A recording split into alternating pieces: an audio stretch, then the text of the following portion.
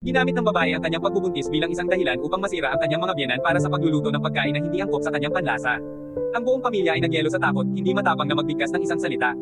Nakikita ito, lumaki siya kahit na ang hirer at sinaksak ang hapagkainan. Mula noon, ang kanyang mga biyenan ay palaging iniiwasan siya sa oras ng pagkain, naglalakad sa mga egghell. Ngunit sa araw na iyon, bigla siyang naging banayad at kahit namumiti na nagsasabing mahusay ang pagkain. Ang kanyang hindi pangkaraniwang pag-uugali ay nag-iwan ng lahat na natigilan. Wala sa kanila ang nakakaalam na siya ay nakaon sa isang bagong dahon. Ito ay naging ilang araw na ang nakalilipas, nang umuwi ang kanyang asawa, nagtapon siya ng isang baso mula sa ikalawang palapag. Ngunit hindi man niya sinubukan na yumigtat ito, hayaan lamang siyang mag-bend. Pagkatapos ay itinapon niya ang isang florera na sugatan ang kanyang kamay.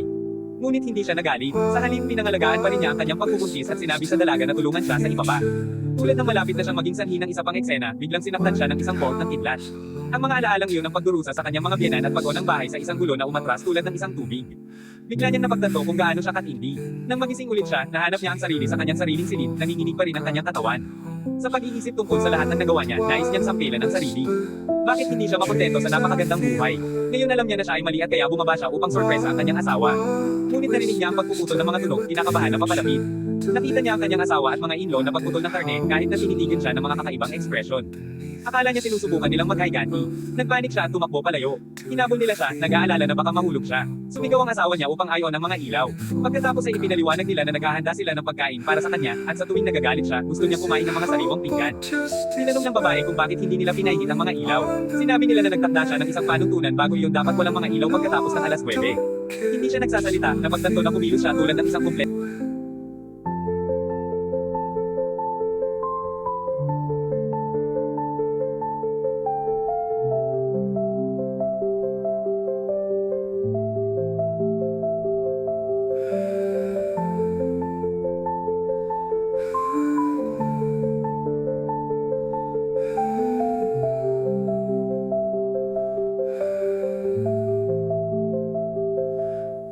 Is it hope or just despair floating on the